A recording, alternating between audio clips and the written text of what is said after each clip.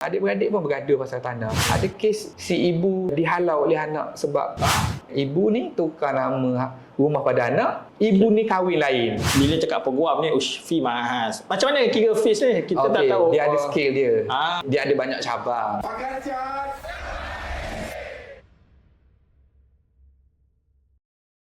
Assalamualaikum dan selamat datang ke podcast Pakar Cat atau dikenali podcast kebenaran. Kita akan bercerita tentang banyak topik tentang financial lah, kewangan, perundangan dan macam-macam lagi lah. More to sentuh tentang harian orang di Malaysia.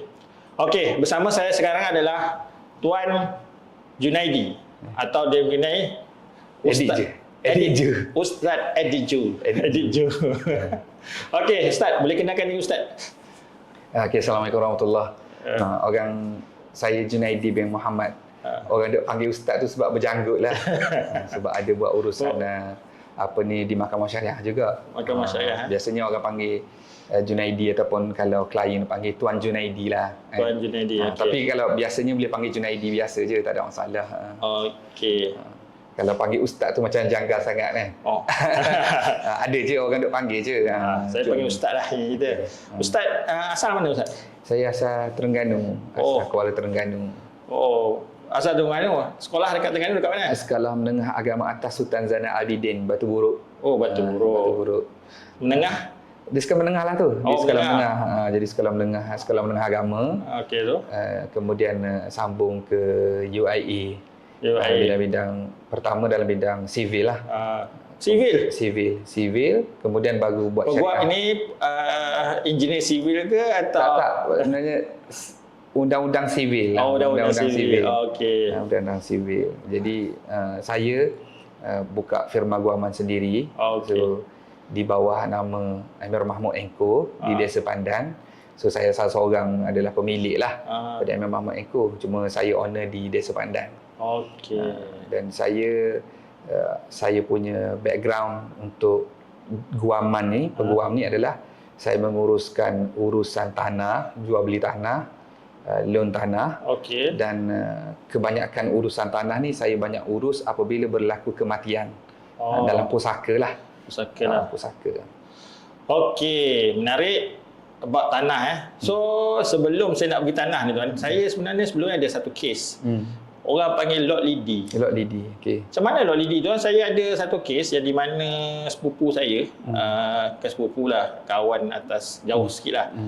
Dia beli tanah, after that dalam geran tu banyak sangat nama. So dia tak boleh nak jual. So macam ni, apa lot lidi sebenarnya? Kita balik pada lot lidi dululah sebab kes ni berbeza kes, berbeza cara dan berbeza urusan lah. Jadi lot lidi ni sebenarnya satu lot yang dijual kepada seseorang tetapi tanah tu tidak didaftarkan di pejabat tanah. So jual beli berlaku. Maksud jual beli berlaku maknanya ada perjanjian, ada bayaran, kan? Tanah tu wujud.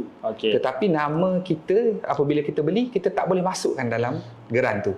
Itu asasnya lah. Asasnya.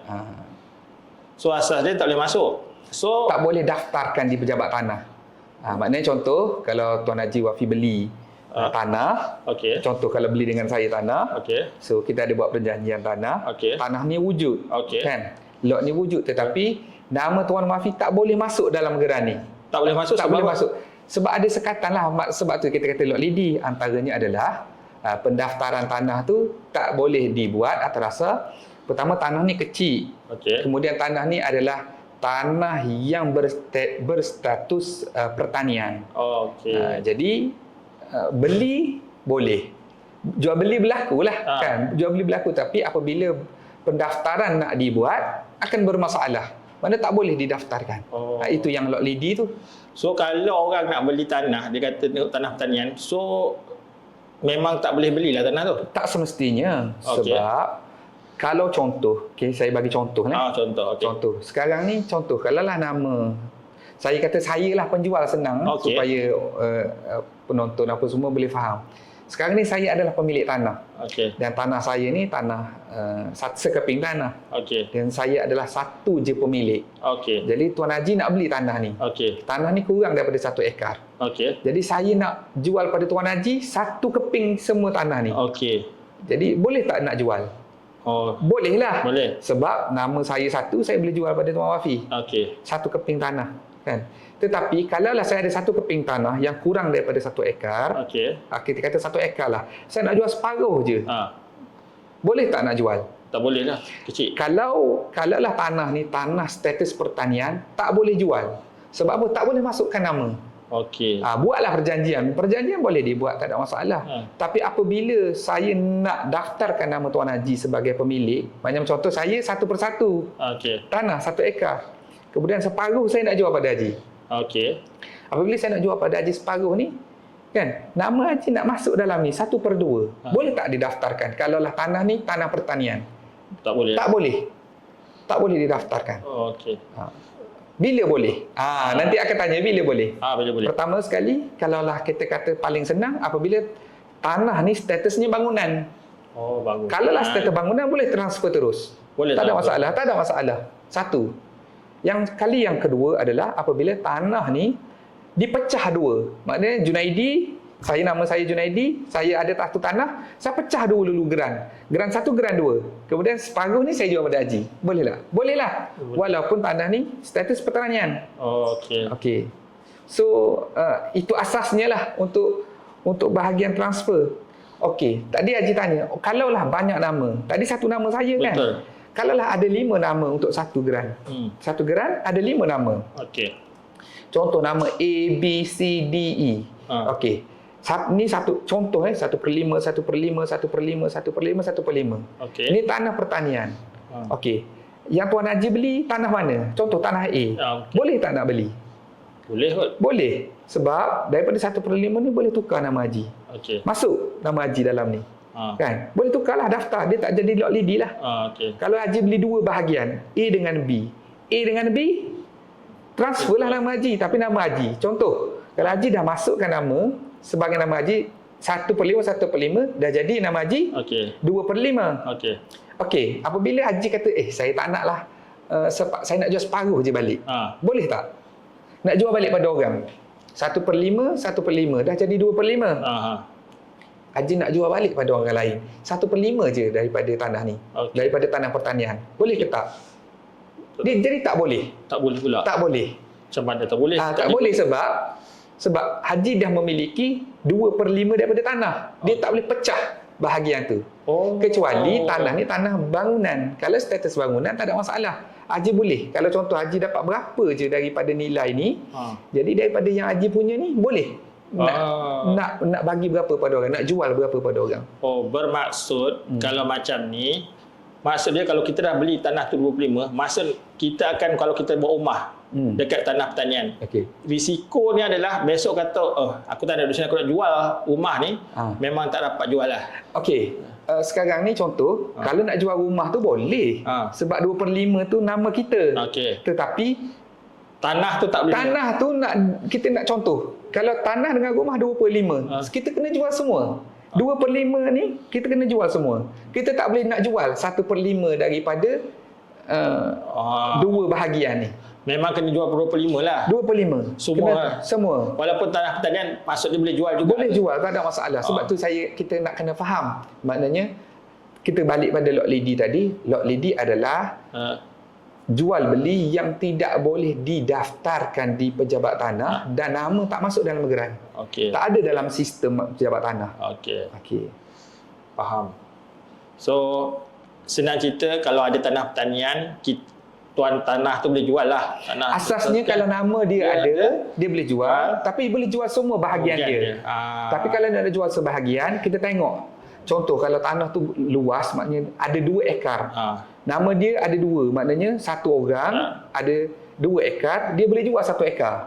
Tetapi kalau kurang daripada 1 ekar, jadi dia tak boleh jual. Tak boleh jual. Dan lot lidi ni biasanya berlaku apabila kurang daripada 1 ekar. Kurang daripada 1 ekar.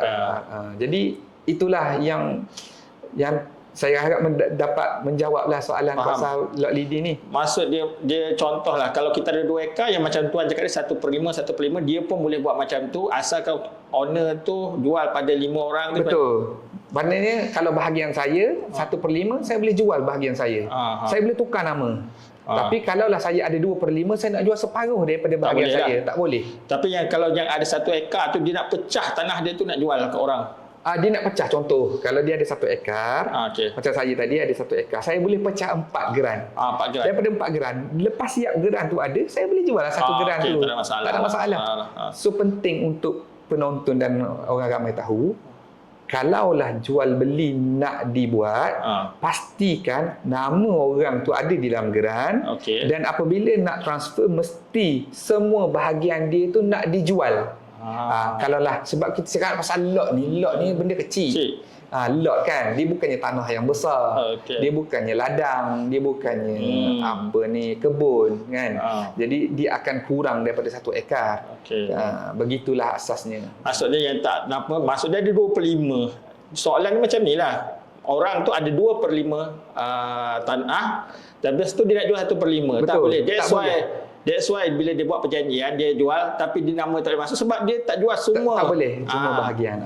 Jadi akan ada masalah-masalah yang akan berlaku apabila berlaku isu lah berkaitan dengan tanah yang tidak didaftarkan ni. So banyaklah masalahnya. Okey, menarik ini. Sebab ramai yang rasa yang kena macam ada masalah-masalah tak boleh jual tanah. Betul. Masalah ni kan. Banyak kes ni banyak berlaku penipuan. Atas dasar kalau kita cakap apa kes tuan pernah handle tentang penipuan kalau ada lah. Banyaklah kan. Salah satu yang boleh menarik perhatian tuan yang tuan tak pernah lupakan ke? Kes insya-Allah lah saya ingat kes-kes yang saya uruskan antaranya adalah kalaulah tanah lot lidi. Tanah ni kalaulah contoh orang ni nak menjual. Dia sebenarnya dia ada satu macam kita kata scammer lah kan. Scammer, dia scam. Maksud scam tu adalah dia beli satu tanah, macam contoh saya. Cerita saya lah senang. Saya memiliki satu tanah. Kemudian tanah ni saya cakap tanah ni satu ekar lah senang. Kan? Kemudian tanah ni saya nak pecahkan lot. Saya nak pecahkan lot. Contoh, ada lot ni kita kata bolehlah 6 lot. Dia menjadi 8 lot tapi kita kata ambil yang 6 lot lah. Nanti perbahasan lah. Kita ambil 6 lot. Jadi tanah ni saya nak jual 1 juta. 1 juta? 1 juta untuk satu tanah. Satu tanah 1 juta. Saya nak pecah kepada 6. Macam mana cara? Kan? Saya ni saya nak jual, saya tak pandai. Kan? Saya tak pandai. So macam mana orang scammer ni boleh ambil kesempatan atas diri saya dan pembeli? Macam mana? Contoh, saya ada tanah, kemudian ada seorang scammer ni lah. Scammer ni dia kata, Cik Junaidi, saya nak beli tanah Cik Junaidi ni yang 1 ekar. Saya nak bayar 1 juta. Tapi sebelum saya nak bayar Cik Junaidi, saya nak masa 6 bulan ataupun setahun saya nak bayar 1 juta ni. Cuma Cik Junaidi bagi saya untuk saya bersihkan tanah dan saya jual pada orang lain. So sebagai cagaran dia akan bayar saya 10%. Ni scammer lah kan. Dia bayar 100,000 pada saya dulu. Dia bayar 100,000 pada saya. So saya tak apalah, ambil lah tapi nama saya lagi. Selagi mana tak selesai bayar, saya tak akan pecahkan apa dan jual lah sebagainya. Saya bagi. Kemudian scammer ni kata, saya ada perjanjian dah dengan Cik Junaidi. Saya ada perjanjian. Perjanjiannya adalah saya bayar dulu 100,000 pada Cik Junaidi dan dipecahkan. Kalau orang lot lidi ni, kalau scammer lot lidi ni dia tak ada jadi 6 lah, dia akan tipu lah jadi 8 ke 10 ke kan. Kan? So dia jumpa haji, jumpa kawan haji, jumpa orang, nak beli tak tanah ni? Tanah ni tak siap lagi tapi nanti siap akan berjaya. Contohlah kita kata, kalaulah dia kata dia jual satu lot ni 300,000. Satu lot 300,000. Kalau 8 orang dah jadi berapa? Kan? 240,000. 2.4 juta lah. 2.4 juta. Contoh 2.4 juta. Kalau dia buat betul, benda yang dia betul, dia boleh buat. Maksudnya, bila kumpul duit, orang dah bayar, dia bayar duit saya, kemudian baru dia proses tukar nama, pecah geran sebagainya. Tetapi oleh kerana dia scammer, kan, dia jual ni kat 20 orang, 30 orang, 100 orang dia jual. Kan? Jadi orang ni ingat ni tanah dia dah. Rupanya pemilikan bertindih. Bertindih. Kan dia tak tahu. Saya pun kalau Tuan Haji nama tak ada dalam ni, macam mana nak tahu kan? Dia buat perjanjian kat luar. Kan? Dia berjanji luar. Jadi orang dah bayar. Kita jangan kata bayar penuh lah. Kita kata kalau dia bayar separuh pun. Contoh kan, kalau 300,000, dia kata okey, 100,000 je. Orang akan minat 100,000 tanah ni. Kalau lah siap tanah ni akan jadi 300,000. Kan? Jadi dia kata dibuat 8 ke 6 ke kan. Jadi dah pecah, dah siap dah ni nanti akan naik harga. So bayar. Dah kalau kena 50 orang, 60 orang, dah berapa juta dah. Nah, itu keburukannya lot lidi ni. Kalau lah orang tu betul-betul amanah, orang tu betul-betul buat kerja, ada je yang berjaya. Ada berjaya. Tapi nak cari orang yang amanah ni sukarlah. Tapi maksud dia kalau kita nak beli lot yang kecil-kecil ni, pastikan pertama tuan tanah tu kita beli kat tuan tanah sendiri. Kita kenal tuan tanah. Tuan tanah. Kita kenal siapa tuan tanah. Kemudian kita kenal siapa peguam yang buatkan. Maknanya jumpa peguam, pergi firma guaman, masukkan duit pada peguam, tengok geran dan peguam kena bagi tahu apa cara seterusnya, apa yang nak dibuat. Okey. So tuan, saya nak tuan bagi nasihat. Orang ni ada yang nak beli tanah. Tapi bagaimana dia nak gunakan cara step by step dia nak gunakan peguam supaya duit dia tak kena scam. Sebab dia memang seperti yang kita tahu, orang ni kebanyakan tak tahu apa-apa. Kadang-kadang kan dia tak bukan bidang dia sebenarnya. So macam mana peguam boleh bantu mereka supaya tak kena scam dengan tanah-tanah ni ke macam? Terima kasih. Sebab soalan tu yang sangat baguslah. Kan? Sebab saya pun banyak saya nak bagi awareness. Maknanya biar orang faham dan orang tahu. Kita nak beli tanah. Kita bukan beli tanah hari-hari. Betul. Kan? Bukan beli ayam, beli ikan, bukan. Dan kalaulah kita kata seorang tu ada duit, kemungkinan sekali je seumur hidup akan beli tanah. Betul. Kalau orang kaya lain lah kan, beli tanah seminggu sekali, sebulan sekali. Ada klien kita yang beli 2-3 bulan sekali, keep on beli kan. Tapi okey, tadi soalan tadi tanya. Saya orang awam. Saya orang awam. Apa cara yang terbaik untuk saya beli tanah supaya saya tak ditipu? So jual beli tanah ni ada 2 benda je. Ada 2 benda. Penjual dan pembeli. Betul tak? Betul. Penjual, pembeli. Ni kita cerita asas je. Penjual, pembeli. Orang yang nak jual ni dia nak kena pastikan bahawa apabila dia jual, duit tu masuk ke akaun dia. Dia jual. Maknanya duit dia tak ke mana-mana lah. Yang kedua, pembeli. Pembeli apabila dia beli, dia tahu yang nama dia masuk dalam geran. So nak kena 2 benda berjaya. Duit masuk kepada penjual. Satu. Yang kedua, yang berjayanya nama pembeli masuk dalam geran. Itu sahaja. So macam mana nak pastikan bahawa saya sebut dua pihak lah, penjual dan pembeli. Kita tak mahu cerita bukan pembeli semata lah. Kalau kita nak beli tanah dan kalau kita nak jual tanah. Macam mana cara the best way? Pertama, kalau kita pandai ni tak apalah, boleh buat sendirilah. Kan, buatlah sendiri, tak ada masalah. Kan, pergi pejabat tanah, tukar nama, semua sebagainya, tak ada isu. Tapi kalaulah orang ni dia takut, maknanya duit kalau lah ada 100,000, tak senang lah nak dapat 100,000. Betul. Bukan semua kan, bukan semua orang ada 100,000. Betul. Dan kita ada sekeping tanah. Tanah ni je lah yang kita ada kalau kita nak jual 100,000. Betul. Macam mana nak pastikan awak tak tipu saya tak tipu awak? Betul. Itu memang selalu berlaku kan? Itu je.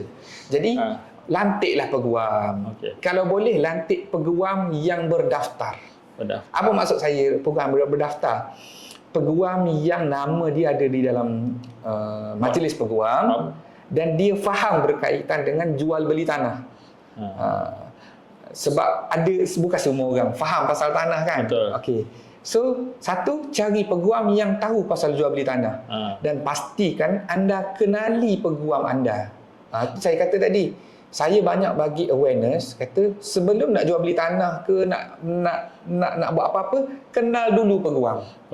Kenal dulu orang yang kita nak deal ni. Maksudnya adalah kita kan lantik peguam dan peguam ni akan jadi orang tengah yang akan uruskan bahagian kita.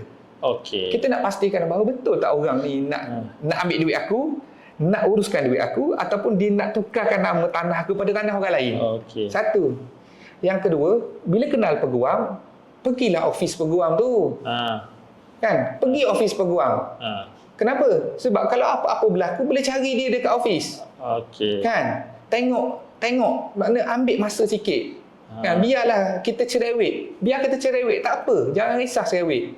Sebab banyak orang, dia tak kisah. Ambil lah, buatlah. Nak jumpa dekat kedai lah, nak jumpa dekat kafe lah, nak jumpa dekat tepi jalan lah. Jangan. Peguam ni dia ada office dia yang cantik dah. Kan? Pastikan nama dia tu ada dalam. Macam mana nak check? Boleh pergi ke Majlis Peguam Malaysia. Macam contoh nak tengok nama saya kan. Pergi kat website Malaysia Bar. Kemudian di situ dia find a lawyer. Apabila find a lawyer, tulis nama. Contoh kalau saya lah, Junaidi Muhammad. Letak kat situ nama Junaidi bin Muhammad. Kalau ada firma, tulis nama Emir Mahmud & Co. Tengok nama saya ada ke tak? Kalau nama saya tak ada, confirm saya tipu. Sebab setiap tahun peguam ni dia akan diberi lesen. Akan diberi lesen. Maknanya bahayalah orang yang tak ada lesen buat kerja ni. Betul. Kan? Sebab tipu. Sebab peguam ni apabila dia dapat lesen, dia ni dikawal selia oleh majlis peguam lah. Dan apabila dia ada lesen, biasanya yang sebelum-sebelum ni dia tak ada buat onar lah. Sebab peguam yang buat onar ni dia takkan dapat lesen untuk tahun ke depannya. Pastikan anda urusan dengan peguam, jangan urusan dengan orang yang tidak ada lesen dan kelulusan yang baik lah. Bukan sebab kata saya peguam sebagainya, tapi sakit kalau apabila tanah anda hilang, duit anda habis lebur dengan urusan dengan scammer ni. Itu salah satu. After that kita balik, ada macam tuan cakap ada peguam scammer. Dan kita nak tahu, kadang-kadang saya ada pengalaman pengurusan dululah, di mana peguam bukan expertise dia. Macam mana kita nak tahu peguam tu ini expertise dia tanah, ini secara sivil. Ada tak cara-cara atau tip-tip? Kalau tip ni biasanya kita boleh nampak lah. Biasanya kalau peguam hartanah ni dia akan ada office lah. Dia akan ada office. Mana-mana peguam pun biasanya akan ada peguam. Kemudian ada kerani kan. Kemudian dia adalah mana kata ada bilik yang baik. Tapi yang penting sebenarnya peguam tu dia ada lesen lah. Yang penting ada lesen tu. Dari segi jual beli ni, peguam kalau nak jual beli asasnya mudah saja. Kan? Asasnya untuk jual beli mudah saja. Tapi apabila kalaulah berlaku macam contoh tanah ni nak beli secara pinjaman. Setiap peguam dia akan ada partnership bank. So kalaulah peguam ni tak ada partnership bank, dia tak boleh buat loan tu. Contoh macam firma kita ada partnership daripada banyak-banyak bank. Apa firma sekali ulang sekali tu? Firma Emir Mahmud & Co di Desa Pandan. Desa Pandan, alright. Dia ada partnership lah. Ada partnership bank. Contohlah kalau macam kami sendiri ada LPPSA dengan penjawat awam. Biasanya penjawat awam lah. Penjawat awam tak perlu pakai orang tengah, tak perlu pakai siapa-siapa, boleh terus ke peguam, dan peguam dia ada lesen, mana dia ada panel sheet untuk applykan loan anda, bantu untuk anda apply. Boleh apply loan. Peguam bantu dari segi contoh kan. Masukkan sistem apa sebagainya, bantu aja. Mereka akan buat sendiri, tapi kadang-kadang kita ni macam saya katalah, penjawat awam. Dia tak tahu, dia bukan kerja dia untuk meminjam. Betul. Kan? Dia tak sama macam pergi bank buat pinjaman peribadi. Pinjaman tanah ni berbeza. Nak kena tengok tanah, kena buat carian, kena ada geran, nak tengok betul ke tak pembeli penjual, berapa nak jual, berapa nilai hartanah, boleh tak pinjam dengan sesuai tak dengan gaji. So benda-benda tu lah peguam boleh buat lah. Boleh bantu lah. Tak perlu pakai orang tengah, tak perlu habiskan duit untuk bayar kepada konsultan. Boleh terus kepada peguam. Cuma konsultan jangan marah saya lah. Kan, bukan saya nak ni kan. Jadi penjawat awam tak perlu habiskan duit. Orang awam kalau nak pergi ke bank tak perlu pakai orang tengah, terus ke bank. Kalau anda layak untuk pinjam, bank akan bagi terus je. So sebenarnya orang awam ni takut juga bila cakap peguam ni fee mahal. Macam mana kira fees ni? Kita tak tahu. Dia ada skill dia. Dia ada skill. Dia ada skill. Maknanya sebenarnya peguam ni kalau dia ada banyak cabang. Tapi saya cerita cabang asas je lah kan. Dia ada kalau lah civil, dia ada jual beli conveyancing lah. Jual beli hartanah. Kemudian litigation ni sama menyaman lah. Kemudian dalam litigation ni ada juga dia buat kriminal, jenayah. Kemudian kalau yang lain pula ada bahagian syariah. So berbeza, peguam berbezalah. Kalau contoh dalam sivil ada peguam korporat kan, kemudian ada peguam bahagian aksiden, kemudian ada peguam bahagian sama menyaman hutang, kemudian ada peguam pusaka, kemudian adalah peguam gaduh-gaduh ni lah di mahkamah ni. So berbeza peguam, berbeza kepakaran. Saya tak pastilah kalau lah semua peguam tu dia pandai semua, itu bergantung pada peguam tu lah. Kalau tanya saya tak mahir banyak benda lah. Tapi saya tak kata saya pakar mahir. Tapi insya-Allah kalau bab jual beli tanah, bab pusaka memang hampir setiap hari lah. Antara kita buat jual beli, kita buat urusan setiap minggu dan setiap bulan di mahkamah tinggi untuk kita uruskan bahagian pusaka. So yang saya tanya tadi tuan, fees dia berapa bayaran? Fees tadi. Sebenarnya fees ni dia ada kira SRO, Solicitor Remuneration Order. Maknanya contoh, kalau sekarang ni seingat saya 1.25% daripada harga jual beli. So kita boleh je check, ada satu, saya bolehlah tunjuk dalam sistem kan, contoh kita pergi dekat, saya kata senanglah untuk orang awam tengok kan, supaya tak tertipu lah, orang tak overcharge. Selalu ni program ada yang overcharge. Itu ada. Saya tengok ni di nama apa ni, dia punya apps ni, Easy Law. Boleh ambil apps tu. Kemudian tekan di legal fees, stamp duty. Contoh kalau tuan nak beli harga 300,000 300,000. Ni tanah lah. Ataupun rumah lah, kita kata senang rumah. Rumah 300,000. So legal fees dia 3,750. Dia tak boleh lebih. Dia ada skill dia. Dia tak boleh lebih daripada yang telah ditetapkan. Jadi tak adalah dia boleh charge sampai 30-40 ribu, tak boleh. Kalau yang charge banyak tu tipulah. Tipu. Kemudian kita ada stamp duty pula. Kerajaan. Stamp duty dia 5,000 di atas 300,000. Tapi kelebihan pada rakyat Malaysia, kerajaan, kalaulah tanah ni, harta ni, rumah kediaman, ada rumah, ada geran, ada pelan, ada segala lengkap. Bila beli rumah tu, kerajaan akan bagi satu pengecualian pada setiap orang. Saya contoh 5,000 tu payah bayar. Tak payah bayar. Jadi bayar 3,000 plus dengan disbursement. Kita katalah disbursement tu dalam 1,500 ke 2,000. So 3,000 lebih tadi, 3,750, tambah je lah dengan 2,500 tadi. Yang 5,000 tu tak payah bayar lah. Jangan tertipu lah. Kadang-kadang ada orang yang ambil, dia charge juga stamp duty. Sedangkan stamp duty tu LHDN dan kerajaan dah waive kan. Ada waive ya? Ada waive.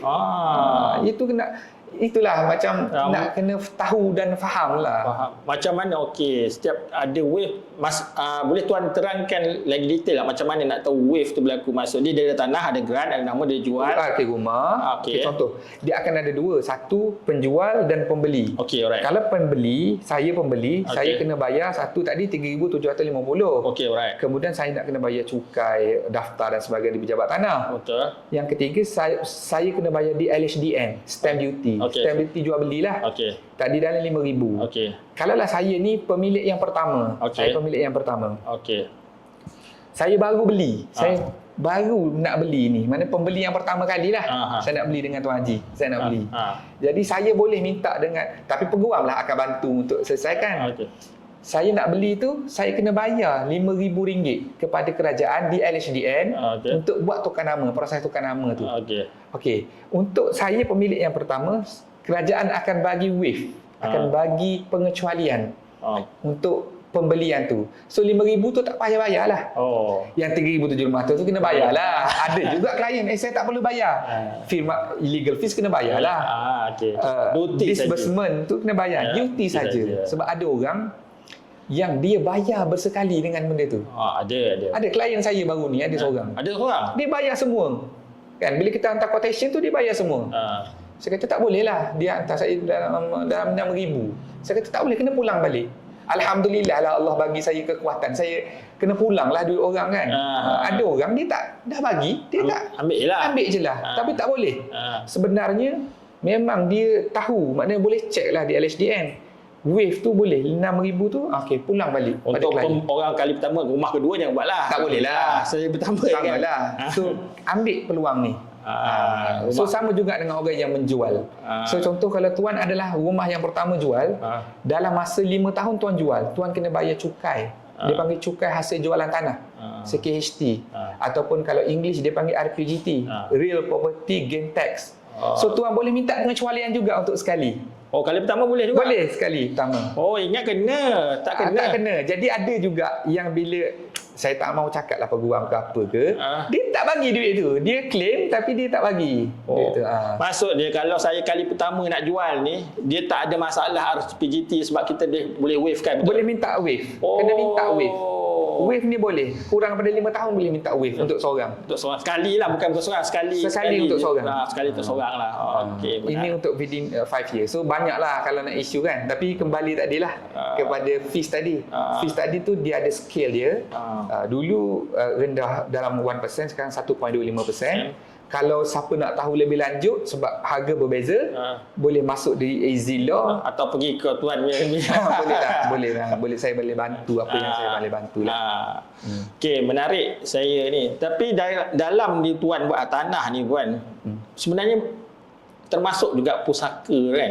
Ya, pusaka. Sebab setiap orang akan mati. Betul. Kan?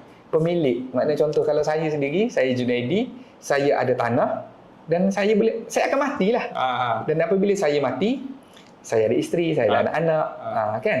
Jadi siapa yang layak untuk dapat? Macam mana nak bahagi? Okey, saya nak tanya tuan lah. Sekarang ni kita ada banyak macam ejen pusaka. Kenapa kita nak pakai ejen pusaka? Kalau tadi kita boleh peguam lagi senang. Ada macam layer. Saya nak faham benda tu sebab saya ramai ada orang approach saya untuk jadi saya nak willing ni kan. Apa beza peguam dengan willing dia will tu? Beza dia peguam ada lesen lah. Yang dia orang tak lesen? Saya tak pastilah. Maknanya dia orang ada lesen dia orang sendiri. Saya tak tahulah lesen apa. Tapi peguam ada lesen dan boleh bawa kes ke mahkamah. Dan kalaulah peguam salah buat pembahagian, peguam salah buat ni, peguam boleh disaman. Oh, boleh disaman. Sebab kita ada kita peguam ni kita ada insurans lah. Kan? Maknanya kita ada liability untuk kita bertanggungjawab dengan apa yang kita nasihatkan. Maksud dia kalau orang ni katakan, oh aku ada duit-duit banyak, aku nak pusaka kat bini A, anak-anak semua lah kan. Dia boleh jumpa peguam terus, tolong tulis aku punya wasiat semua dan settle lah. Lagi mudah. Dan bagaimana pengiraan fees ke semua orang nak tahu? Bergantung lah, bergantung. Ada peguam dia ikut percentage. Ada orang dia ikut kalau tuan sendirilah yang tuan ni. Saya biasanya saya ikut dokumen je. Tak kira besar mana harta dan sebagainya. Saya ikut per dokumen je. Per dokumen Contoh kalau nak buat hibah, saya akan charge 2,500 je untuk hibah. Tak kisah harga berapa, 2,500. Kalau wasiat saya charge 1,500. Untuk wasiat, maknanya macam mana pun wasiat. Tapi bergantung orang akan berbezalah kes tu. Macam mana kita nak buat tu. Ni saya ada tertanya lah. Contohlah orang bagi suruh buat tulis will dia. Tapi bila tuan mungkin macam mana tuan nak tahu, katakan dia meninggal, macam mana tuan nak tahu aku nak start nak bagi wasiat sebenarnya macam mana perkara kadang-kadang orang tu dah tinggal wasiat tapi dia tak tahu dia orang tu dah ada peguam yang dah. Asas kepada wasiat ni sebenarnya adalah kita bantu untuk dia tuliskan wasiat je. Sebab wasiat ni cerita panjang cerita wasiat pula kan. Wasiat ni adalah satu benda yang dibuat, maknanya dia punya wish lah, dia punya harapan lah, dia punya pesanan lah. Kan? Jadi contoh, kalau saya bagi pada tuan dokumen, tuan buat dengan saya dah siapkan wasiat, saya bagi pada tuan. Tuan boleh pindah ke US, ke UK, ke mana-mana. Saya nak cari tuan macam mana, satu. Yang kedua, apabila saya bagi pada tuan, esok lusa saya mati. Atau tutup lah, qadarallahu ta'ala kan, tutup bisnes saya, macam mana? Apa yang penting sebenarnya adalah peguam bantu untuk buatkan dan draftkan apa hasrat tuan mengikut undang-undang, dan sebagaimana kita orang Islam, kita kena ikut syariat. Itu saja. Okey. Macam mana pelaksanaan? Itu bergantung tuan lah. Bergantung pada saya lah. Contoh tuan nak simpan ke, nak bagi tahu waris ke, nak apa sebagainya ke. Dia kena bagi tahu dululah cerita dia. Tak boleh mati besok diorang peguam dia, tak adalah. Saya salah faham saya. Adalah. Maknanya ada juga yang dia minta untuk peguam buatkan, tapi bagi saya sendiri, macam mana saya nak kontak tuan bila tuan mati? Macam mana saya nak tahu tuan mati? Kan? Sebab tu saya untuk penonton lah, kita tahu kita nak buat wasiat, kan? Kita jalankan wasiat, peguam sediakan wasiat, bantu untuk draftkan wasiat, kita simpan, tapi kita maklumlah kepada orang yang kita percaya. Contoh, kan, kalau peguam tak apalah, kalau kita kawan tak ada masalah. Tapi peguam ni contoh dia ada berapa ribu klien. Betul. Kan, berapa ribu klien. Banyak. Jadi kita pula orang Islam, orang maknanya contoh kalau suami isteri, kita maklumlah kalau suami biasanya akan maklum pada isteri. Cuma kalau isteri dia payah nak maklum pada suami, harta dia. Dia tak nak bagi pada suami. Dia nak bagi pada anak dia lah, kakak dia lah, adik-beradik dia lah. Tapi kalau suami ni dia akan willingly bagi pada isteri dan juga pada anak-anak. Maksud dia adalah kes yang tiba-tiba mati, lepas tu dia dah buat wasiat tapi orang lain tak tahu, macam bini dia. Ada. Cumanya dalam kes saya ni biasanya alhamdulillah lah. Maknanya dia akan maklum. Sebab saya akan bagi tahu bila kita nak buat wasiat ni, kita kena maklum kepada waris kita supaya sebelum mereka bagikan harta, dia tahu apa harta kita dan apa wasiat kita berkaitan dengan harta yang kita tinggalkan. Okey, faham. Terus, okey, saya ni tak adalah pandai sangat.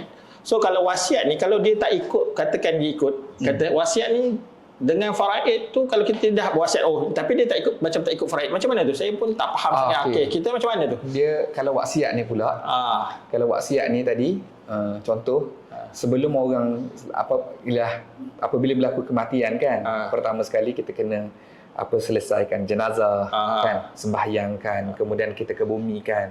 Apabila kebumikan, kita kena tahu arwah ni ada harta apalah, harta apa arwah. Kemudian bila kita dah tahu harta, kita tengoklah arwah ni ada tinggalkan wasiat atau hibah atau tidak. So kalaulah wasiat dan hibah ni sah dari segi syariat dan undang-undang, maka lebih daripada duit harta ni barulah difaraidkan. Jadi isu wasiat dan hibah ni panjang lah kalau kita nak terang kan. Cumanya basic dia adalah macam ni. Kita sebagai orang Islam mazhab Syafi'i di Malaysia ni, kita tak boleh berwasiat kepada ahli waris. Maknanya contoh, siapa ahli waris kita? Kalau saya ada isteri, ada anak-anak, ada mak. Jadi saya tak boleh berwasiat pada mak ayah saya, mak saya, isteri saya dengan anak-anak saya. Kalau saya nak, saya hibahkanlah. Kalau saya nak wasiatkan juga, mungkin wasiat tu akan ditentang. Kalaulah wasiat ni tak ditentang, tak ada masalah. Contoh, saya katakan, semua harta saya nak bagi dekat Tuan Haji. Isteri anak-anak saya kata boleh, tak ada masalah. Selesailah. Mana bagi je lah. Tapi urusan lah. Peguam akan buatlah pusaka ke di Mahkamah Tinggi dan sebagainya. Selesailah. Tapi kalaulah wasiat ni ditentang, sah ke tak? Kalau sah banyak mana? Ini nak kena perbahasan tu panjang lagi lah di mahkamah. Susah lah cerita dia. Susah. Panjang lah. Panjang. Cumanya kalau kita bercakap tadi balik pasal lot lidi tadi, lot lidi kan? Kalaulah saya ni beli tanah, maknanya saya jual tanah lah. Saya tadi jual tanah, saya tuar pada Tuan Haji. Tapi tak daftar tanah tu, nama Tuan Haji. Tuan Haji meninggal. Jadi anak Tuan Haji, isteri Tuan Haji, mak Tuan Haji nak ambil macam mana tanah ni? Betul. Itu yang problem tu. Apabila tanah tu tak didaftarkan di nama Tuan Haji, Tuan Haji meninggal, tak boleh bagi faraid. Sebab apa? Sebab nama saya lagi. So, itu masalah apabila dengan lot lidi. Rumah ada, dah duduk buat rumah, buat banglo, dah ada rebang ayam, dah ada semua benda kan. Tapi tak ada kan. Tak boleh buat pusaka. Dia tak boleh dibahagikan pusaka tu. Menarik tentang pusaka ni. Cuma saya nak fikirlah, bila Tuan cakap ni, saya ni tak faham sangatlah tentang pusaka. Tapi contoh Tuan cakap, bila ditentang kita, orang tu pusaka, wasiat. Orang tu dah wasiat. Contohnya saya wasiat dekat nak, tapi ditentang kan. Kenapa dia nak buat wasiat? Baik kita ikut faraid terus Why nak buat? Setiap orang ni dia berbeza orang, berbeza rasa, berbeza harapan. Alright. Kan? Contoh, Ada orang ni dia akan kata okay, sebagai seorang lelaki, saya lah kita tak lelaki. Saya sebagai lelaki. Saya kata okey, kalau saya mati, saya ada satu anak lelaki, satu anak perempuan, saya satu isteri dan satu ibu. Okey. Kan? Jadi kadang-kadang waris akan katalah isteri, contohlah macam kalau isteri saya kata, bang, kalau kata abang ni letaklah nama anak-anak dengan saya, kan, mak tak payahlah sebab mak pun dah tua. Kalau mak tak ada pula nanti abang tak ada, mak tak ada, adik-beradik pula ambil. Sebab tu orang akan kata macam tu, kalau aku mati baik aku akan buat apa ni, akan buat wasiat je, kan. Ataupun kalau saya ni berkahwin dan saya tak ada anak, ataupun kalau saya berkahwin saya ada anak perempuan je. Okey. So saya nak supaya harta saya ni solid hantar pada anak perempuan saya, boleh dapat anak perempuan saya ataupun dapat pada isteri saya. Sebab apabila kita buat pusaka, apabila masuk faraid, waris-waris wajib yang akan dapat tu wajib dapatlah. Sebab itulah mereka nak buat wasiat ataupun hibah. Tetapi wasiat dan hibah ni dia kena fahamlah konsep dia tu. Konsep hibah, konsep wasiat. Saya rasa tapi yang tu nak kena panjang lah. Tapi kalaulah kita kata tadi kan berkaitan dengan lot lidi, kalaulah kita buat lot lidi, kita tak boleh buat wasiat pada lot lidi. Sebab nama tu bukan nama kita. Kalau kita kata kita nak buat hibah pada lot lidi, tak boleh hibah sebab tanah tu bukan nama kita. So itu keburukan pada lot lidi tu. Kecuali nama dah ditukar lah. Kalau nama ditukar tak ada masalah lah, panjang lah. Kita bahas pasal wasiat dan hibah lah. Okey, menarik.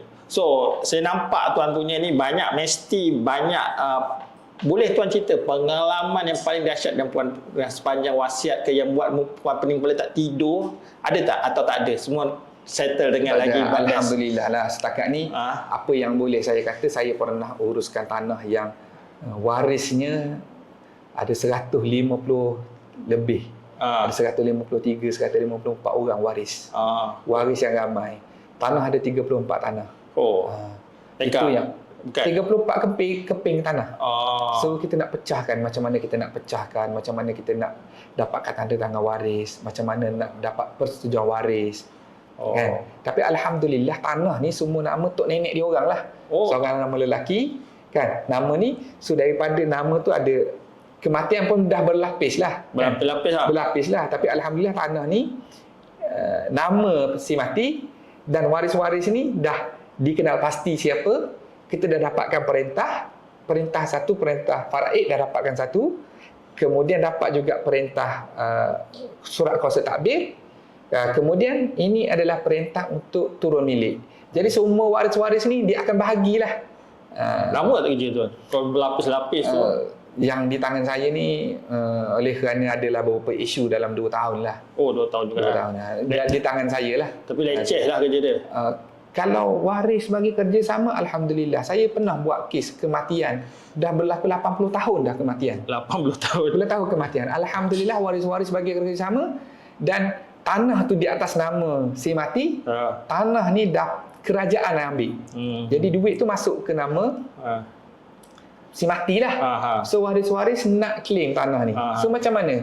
So kita dapatkan surat kuasa takbir. Duit tu kita boleh claim. Almost hampir 1 juta juga. Okay. So ada satu kes yang saya baca lah dalam Facebook. Dia dah wasiat tanah ni nama dia. Tapi dia tak boleh tukar. Sebab caveat. Apa caveat ni? Caveat. Kenapa berlaku caveat ni? Padahal rumah tanah tu dia punya. Caveat ni kalau kita senang kita cakap dia seperti orang kata urusan jual beli ataupun urusan berkaitan tanah ni dihalang. Contohlah macam contoh saya ada tanah. Saya jual tanah dekat tuan. Kan? Tapi tanah saya ni apa masalah lah kan. Apa masalah berlaku pada tanah, tuan masuk caveat pada saya. Maknanya saya adalah pemilik tanah. Tuan masuk caveat sebab apa? Mungkin saya berhutang dengan tuan. Yang kedua saya nak jual pada tuan tapi tak tukar nama. Caveat. Ataupun saja-saja tuan nak caveat. Tapi sekarang ni pejabat tanah dah tak bagi dah untuk saja-saja caveat. Mesti ada kita kata bukti lah yang mengatakan bahawa sebab apa kita nak caveat. Okey, kalau macam tu, lot lidi tu boleh caveat lah. Dia tak boleh bagi kat waris. Kalau dia dah ni, dia dah ada tanah macam mana? Dia boleh caveat, tak ada masalah. Cumanya caveat tu caveat sementara lah, bukan caveat selama-lamanya. Dia ada 6 ke 7 tahun lebih kurang lah. 6-7 tahun. 6-7 tahun. Kemudian lapse. Kena buat lagi. Cumanya, kalau lah kita kata Tuan ada caveat, tak semestinya Tuan adalah pemilik. Mungkin Tuan ada interest, tapi interest tu nak kena bahas di mahkamah, nak kena sama dan menyaman dan sebagainya. Lamalah kita. Jadi caveat ni sebenarnya apa tadi? Dia menghalang supaya urusan jual beli pada tanah tu terhalang. Tak boleh buat. Contoh, saya hutang Tuan lah, kata 100,000. Tuan tahu saya ada tanah dekat satu tempat ni. Tuan caveat tanah saya.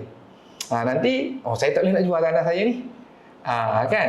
Nanti kalaulah kita sama menyamar di mahkamah ke, ataupun kita Tuan tariklah caveat saya nak jual tanah ni kan. So tak apa, saya janji saya nak bayar. Jumpa peguam, nanti buat, okey.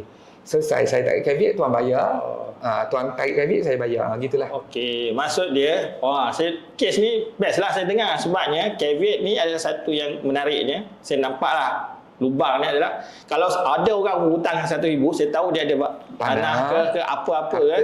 Caveat dulu. Saya caveat dulu. Tapi macam mana kita nak bagi jawab tanah? Apa bukti yang diperlukan? Apa yang dia aku nak caveat? Mungkin atas dengki atau macam mana apa yang diorang supaya orang-orang yang contoh ada yang berhutang, yang nak pinjam kat kawan hutang, tapi as a dasar nak pulang balik, apa yang supaya mereka terselamat? Kesian lah kadang-kadang saya tengok Facebook hutang sampai 51,000. Kalau hutang ni buatlah perjanjian. Perjanjian transfer. Kalau bagi cash tu buat perjanjian. Perjanjian hutang kan.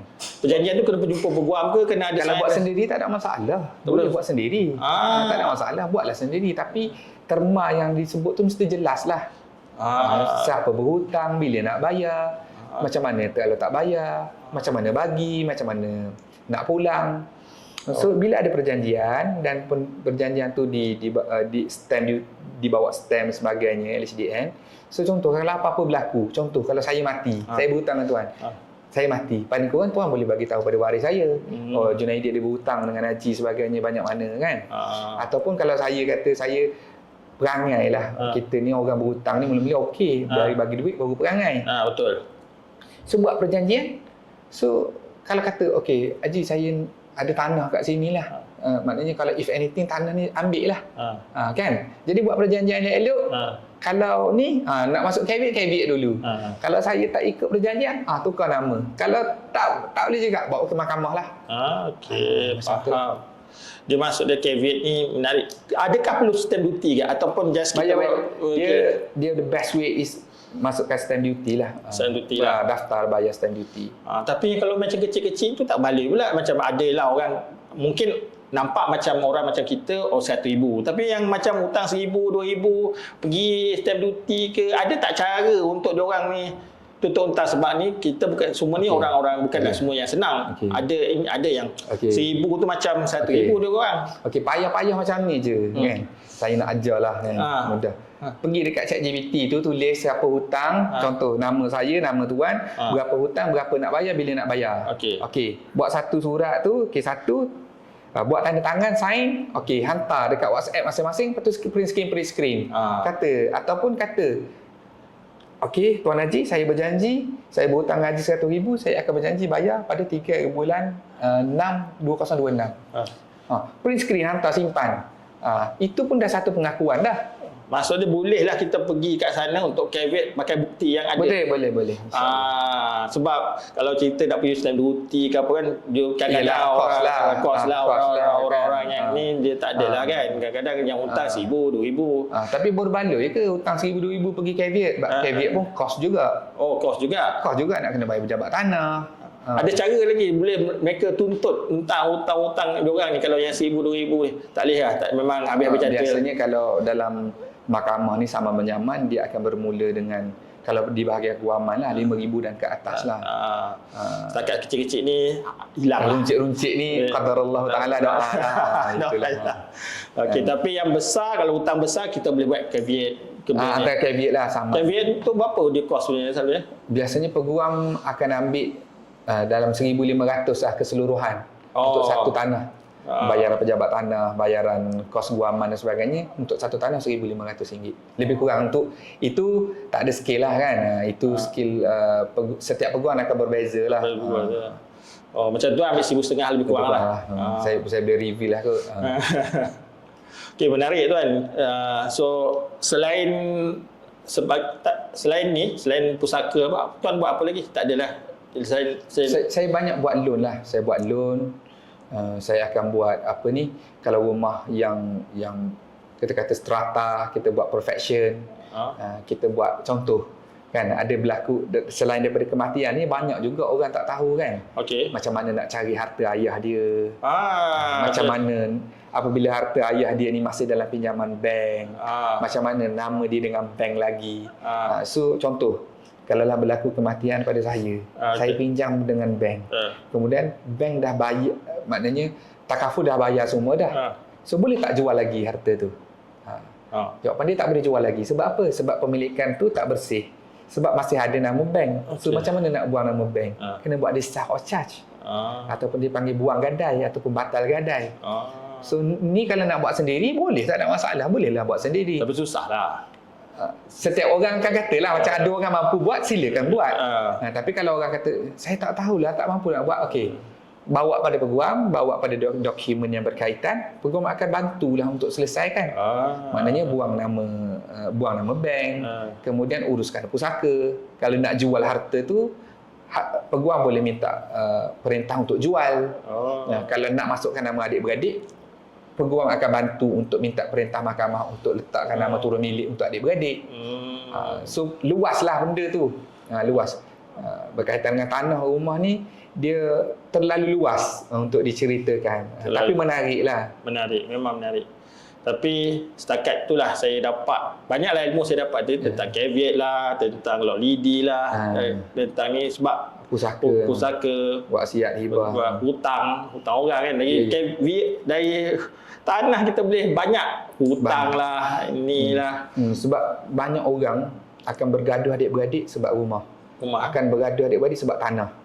Dan orang apabila seseorang ni dia nak beli tanah, nak beli rumah, dia keluarkan duit. Tapi rupanya duit yang dia keluarkan tu maknanya tak balik modal, tak pulang modal. Sebab apa? Sebab tanah lot lidi macam ni lah.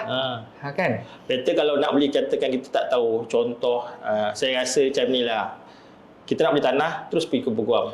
Betul. Habiskan sikit duit, tapi berbaloi. Ada orang dia nak jimat 3,000, 4,000, tapi dia habis 300,000, 400,000. Lepas tu sebab apa? Sebab dia nak jimat benda yang kecil, tapi dia dah rugi benda yang besar. Kan? Kalaulah kita kata dia boleh dapat khidmat guaman ataupun kefahaman berkaitan dengan jual beli tanah di awal, jadi mungkin dia akan rugi 3-4,000, tapi dia selamat 300-400,000 dia tu. Betul. Kebanyakan yang datang pada kita adalah apabila dah kena tipu dah. Dah terbayar dah. Kan? Di awal tu, saya pandai, saya boleh buat sendiri. Saya boleh tanya ChatGPT. Saya boleh tanya orang, mak saudara saya dah biasa buat, anak saudara saya biasa buat kerja sana sini. So itulah kan. So mungkin orang tak faham macam mana duang ni selamat. Contoh saya tahulah sebab tuan pernah cerita kat saya dulu. Di mana macam mana peguam pegang duit kita ni. Ada akaun apa? Ada akaun khas yang saya tahu. Ya, dipanggil stakeholder client account. So peguam ni dia akan ada dua akaun lah, satu office account dan client account. So daripada client account ni dia akan dipanggil stakeholder. Duit ni masuklah. Contoh macam saya nak beli tanah dengan tuan. Nak beli tanah. Saya nak beli saya cash. Jadi macam mana saya ni saya nak bayar terus pada tuan ke? Kalau bayar terus pada tuan, nanti tuan tak tukar nama? Mampus. Jadi letak nama dia di peguam dulu. So, saya transferkan duit di bahagian peguam, di firma guaman, nama client account. Emir Mahmud Engko, client account, duit 300,000. Letaklah, kita kata basic asas lah, 300,000. Okey, 300,000 ni dah ada. Tuan datang pejabat tanah, sign 14A, bagi geran sebagainya, okey, dah daftar. Okey, dah baru masuk nama saya. Barulah saya lepaskan duit. Begitu. Nampak tak? Kelebihan stakeholder. Jangan bagi dekat, maknanya terus bagi terus je kan. Contohlah soalan saya. Saya bagi tuan hari ni, tiba-tiba tuan sakit jantung, out. Esok tak boleh tukar nama. Ataupun baru nak pergi pejabat tanah, dah tukar nama dah. Kan, belum tukar nama, duit dah bagi. Tuan lelaki. Qadarallahu ta'ala kan, maknanya kata tiba-tiba diorang tu dah pergi dah. Dah tak ada dah. So macam mana? Better more keselamatan lah. Sebabnya orang Islam kita ni tak tahu banyak benda macam ni. Dia just bagi, memanglah percaya tu percaya, tapi biar percaya tu cara yang betul. Yang datang pada kita ni biasanya akan sebutlah dia orang Melayu, dia orang Islam. Kita kata betul, baguslah kita percaya. Tapi apa kata kita percaya dengan ilmu. Maknanya kita percaya ilmu dan amal. Kita percaya, tak apa, saya percaya pada Tuhan. Tapi saya lantik peguam saya letak duit di peguam saya serahkan kepada peguam yang saya percaya. Peguam yang terpercaya, saya dah tahu peguam ni ada lesen, kan? Dan dia tak buat onah, kan? Kemudian peguam akan uruskan. Saya bagi duit, yang saya tahu adalah tanah ni milik saya. Tapi bukanlah hari ni bagi esok selesai. Mungkin akan ada proses-prosesnya lah, begitu. Maksud dia peguam ni pun kena cek. Betul, kita akan cek. Tengok tanah ni macam mana, ada sekatan ke tak, boleh dijual beli ke tak, orang tu layak tak untuk membeli. So berbeza orang, berbeza cara, berbeza kata. Saya tertarik dengan tuan cakap ni. Nak masuk, orang tu mungkin baik, masuk mati besok je. Lagi macam mana pula? Siapa nak bagi duit tu? Betul. Ada kes-kes yang kita buat. Ada kes yang kita buat. Sebab apa? Sebab dia tak ambil kita lah, kan? Dah ambil kita tu sebab apa? Sebab dia dah bayar pada orang tu mati. Anak-anak cakap dia tak tahu pun ayah dia terima duit. Tanah ni nama ayah dia orang nak buat pusaka. Jadi yang dia bayar tu macam mana? Jadi nak kena panggil peguam, habis duit banyak lagi. Sedangkan dia kata percaya, kan? Dah nak jimatkan duit, dah habis duit banyak. So orang kena ada jalan yang betul. Jalan yang betul. Ilmu yang betul, ilmu yang baik, amal tu. Betul. Maknanya kadang-kadang dia tahu je tapi tak apalah, dia baik kot. Baik tu memanglah baik. Baik tu baiklah, tak ada masalah. Tapi tiba-tiba mati kita tak tahu. Adik-beradik pun bergaduh pasal tanah. Ada kes si ibu dihalau oleh anak sebab dah halau oleh anak sebab si ibu tukarkan nama kepada anak. Ibu ni tukar nama rumah pada anak. Ibu ni kahwin lain. Ni ibu nak kahwin kan. Dah ayah dah tak ada. Kahwin, anak marah, halau mak. Mak dah tukar nama anak ni. Halau mak ambil parang, halau. Adik-beradik pun bergaduh pasal tanah. Ada kes si ibu dihalau oleh anak sebab dah halau oleh anak sebab si ibu tukarkan nama kepada anak. Ibu ni tukar nama rumah pada anak. Ibu ni kahwin lain. Ni ibu nak kahwin kan. Dah ayah dah tak ada. Kahwin, anak marah, halau mak. Mak dah tukar nama anak ni. Orang amanah, semua orang kita kata dipercayai kan. Peguam nak buat apa lagi peguam orang tengah? Saya nak tanya, kau satu macam tuan peguam ada ke dalam macam mana nak tahu asas macam tuan cakap dia jual beli, tapi saya kadang-kadang saya nak tahu peguam tu handle mana yang dia explain, civil ke hartanah ke, kita just nak tahulah. Kadang-kadang kalau bagi ke kes-kes yang bukan dia expertise, takut dia tersilap ke macam mana, ada ke dia punya, ada tak berlaku macam tu atau tak berlaku? Saya tak berani nak katalah sebab macam saya sendirilah, saya sendiri pun tak adalah saya nak kata saya ni pakar pusaka, saya pakar jual beli, saya pakar aksiden. Sedangkan saya ni ilmu aksiden saya lemah, ilmu jenayah untuk ilmu jenayah saya lemah. Betul.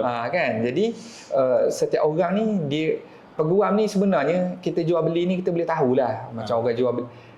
Saya nak kata generalize ni tak ada juga. Cumanya kalau orang peguam jual beli, dia akan ada office satu kan. Kemudian dia akan ada runner, dia akan ada kerani.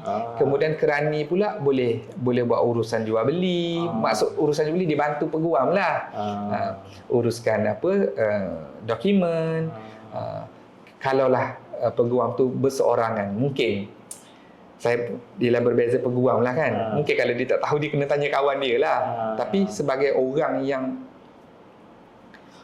yang kita kata orang awam, macam mana nak tahu peguam tu betul ke tak? Betul. Cek nama di tu sajalah bar kaunsil, tengoklah di office tu kan, kalau lah file tu banyak jual beli, dia buat jual belilah kan. Sebab biasanya peguam ni dia akan adalah file-file jual beli sebagainya. Jenayah lah. Kalau selalu ke mahkamah tu dia banyak urusan mahkamah. Tapi ada je peguam yang memang boleh buat dua-dua, boleh buat semua kan. Jadi kita tengoklah kan. Pastikan dia ada lesen guaman. Bantu je lah. Itu sahaja. Sebab macam saya kata tadi, kalau dia tak mahir, mungkin partner dia mahir, mungkin staff dia mahir, mungkin dia ada peguam lain yang bekerja dengan dia yang mahir. Okey. Baik, ini saja yang saya nampaklah podcast ni. Saya harap dapat bantu ramai tentang apa orang panggil tanah, pemilikan. Dan juga jangan beli lot lidi lah. Jangan beli lot lidi. Sebab kebanyakan orang beli lot lidi ni adalah masalah kan. Jauh sekali scam lah. Kalau ada 10 tu mungkin 1 atau 2 lah yang berjaya. Lain scam lah kan. Yang banyaknya maknanya tak selesai. Dan buat rumah, beli tukar nama, tak tukar nama, buat rumah, buat apa, rumah kena roboh. Kan, sebab tak ada pelan. Langgar syarat majlis. Kalau kerajaan ambil pun duit tu pada pemilik tanah lah. Betul. Okey. So sekian kita punya podcast ni, tapi terima kasihlah Tuan Junaidi kerana sudi datang. Saya bagi last minute warning kat Tuan Junaidi minta datang, tapi alhamdulillah dia dapat datang untuk podcast saya kali ni. Dan terima kasih. I love to share. Saya tak nak harta anda orang lain khianat, duit anda orang lain khianat. Anda habiskan sikit duit, jumpa peguam yang betul, kan? Duit anda selamat, harta anda selamat, insya-Allah. Okey. So bagusnya ada peguam. Dia bukanlah peguam ni, tapi peguam ni memudah carakan kita. Memudah cara. Selamatkan, insya-Allah lah yang boleh bantu dan selamatkan duit anda daripada kena tipu. Okey, terima kasih Tuan Junaidi. Assalamualaikum. Assalamualaikum warahmatullahi.